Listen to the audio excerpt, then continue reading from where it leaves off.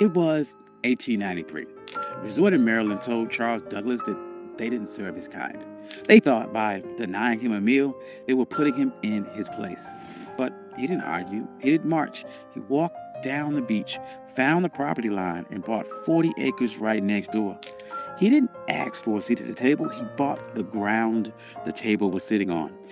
This is the story of how Charles Douglas turned a restaurant rejection into the first black municipality in the state of Maryland. This is One Mike Black History, and if you like stories like this, you can find more stories like this at onemikehistory.com.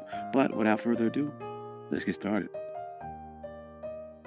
To understand this heist, you have to understand the insult. It was August of 1893. The Chesapeake Bay was the playground for Washington and Baltimore's elite.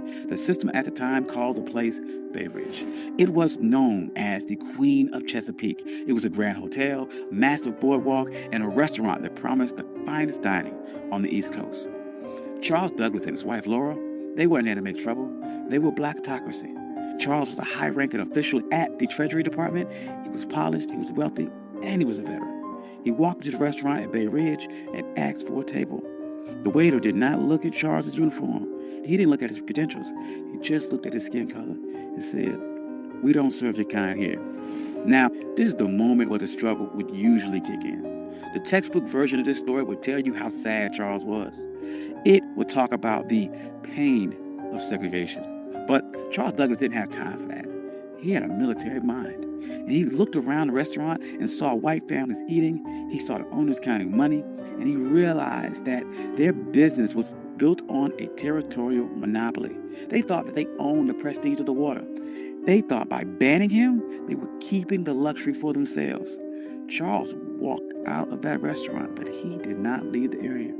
He walked down the beach, he crossed the property line, and he stood on the dirt right next to the people that insulted him. He was looking at a 40-acre tract known as Bashir's Farm. It was rugged, overgrown patch of coastline. To the owners of Bay Ridge, it was a waste of space. To the system, it was unimproved land. But to the Colonel, it was the high ground. Charles Douglas knew something the owners of Bay Ridge didn't. The system is only as strong as its borders. Bay Ridge was a fortress of whiteness, but the walls ended at the property line. If Charles could control the land right next to them, he didn't need their permission to exist. He could create a parallel world that Jim Crow laws or public accommodations could not touch. See, in 1893, separate but equal wasn't even legal doctrine yet. That would not happen for another 3 years with Plessy versus Ferguson. But the private property doctrine was already ironclad. The law of the land said that a man could do whatever he wanted with the dirt that he owned. Charles realized that public space was a trap. If you relied on the public to treat you fairly, you were a beggar. But if you owned the private, you were sovereign. So he went to the owner of the 40-acre farm, a man by the name of Daniel Bashirs. He didn't ask for a favor. He brought money. He offered him $5,000 cash. In 1893, that was an astronomical sum. It was roughly the equivalent of about $175,000 in today's money. But the strategic value was worth millions. Bashirs took the money. He signed the deed. And on that day, the Queen of Chesapeake lost its monopoly. Charles Douglas didn't just buy a farm. He bought the gateway to the bay. He went to the restaurant owners who refused him a sandwich, and he didn't say a word. He just started building. And the first thing Charles did wasn't build a resort for the masses. He built a fortress for his legacy. He built a home for his father, Frederick Douglass. He called it the Twin Oaks. But he didn't just build it anywhere. He positioned the home with military precision.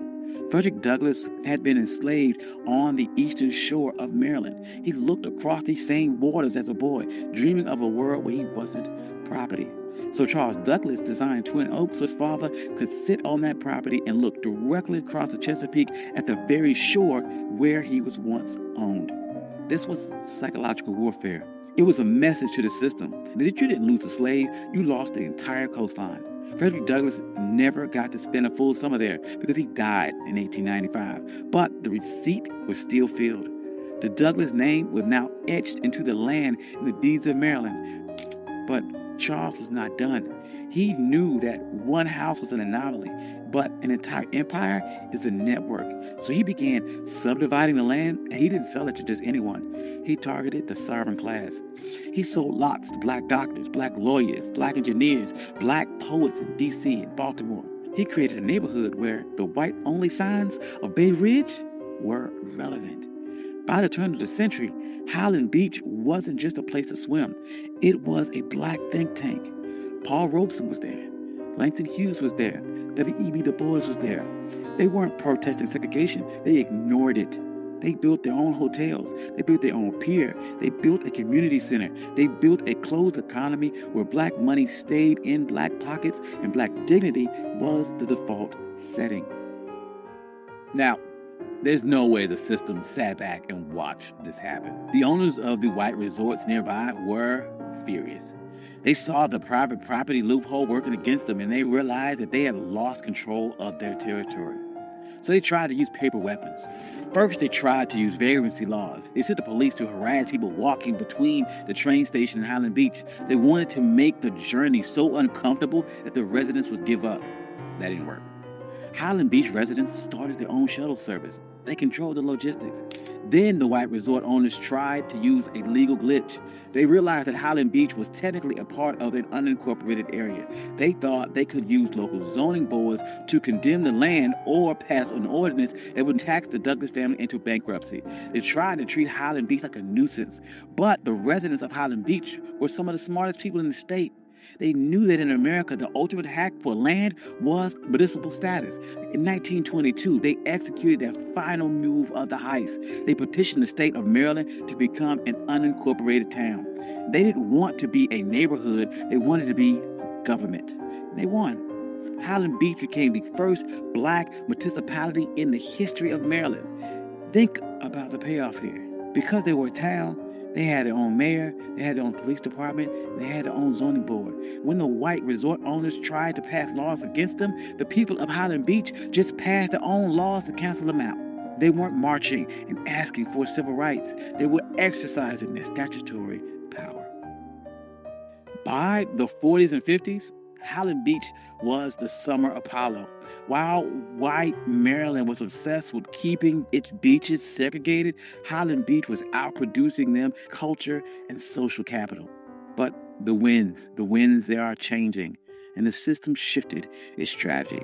In 1964, the Civil Rights Act passed and the public accommodations were integrated. On paper, this was a victory. But in a world of real estate and sovereignty, it was a Trojan horse. The system realized it could not keep black people out of the water anymore, so it decided to make the land too expensive to keep. This is the new Jim Crow. As white developers realized that coastal property was the ultimate asset, they began using tax assessment and eminent domain and environmental regulations to squeeze black families off their land. In places like Hilton Head and Bruce's Beach in California, the system succeeded. They stole land back using the laws that were supposed to protect landowners. But look at Highland Beach today. It's still there. It survived the rise of developers. It survived the collapse of other resorts. It survived because Charles Douglas didn't build a charity. He built a closed-loop system. The residents of Highland Beach understood that the land wasn't just for lounging. It was for continuity. They passed these down for generations. They created trust. They created a black culture of holding the line. During the Civil Rights Movement, we get caught up about the seat at the lunch counter. But Charles Douglas reminds us that the lunch counter is just a piece of furniture, and that if someone owns the building, they can always find a reason to move the chair or keep you out. The true power is owning the blueprints. Charles Douglas was told his money wasn't good enough for a meal, and he didn't waste a second trying to change that with his mind. He used that energy to change the map. He proved that when the system closes the door, you can't keep knocking till your fists are bloody. You can buy the hallway. You can buy the entire building. You can buy the entire beach. You can buy the ground that it sits on. And today, Highland Beach stands as a reminder that we aren't just laborers in the American story. We are the engineers of our own exit. Thank you. This is One Mike Black History. I'm your host, Country Boy. If you like stories like this, you can find more stories like this at onemikehistory.com. Hope you enjoyed this. This is something different. I enjoyed this a lot. Trying to do, once again, more stories about agency, about pattern interrupts, people overcome, and how they took a system that was designed to keep you back and beat it and overcame or outsmarted that system. Hope you enjoyed that. I'd like to thank all my day ones. You guys are amazing. Thank you guys all for coming out. Financial contributors. Oh, yes. And if you don't see your name here, please reach out to me. I'll add your name. I'm sorry. I love you all. Peace.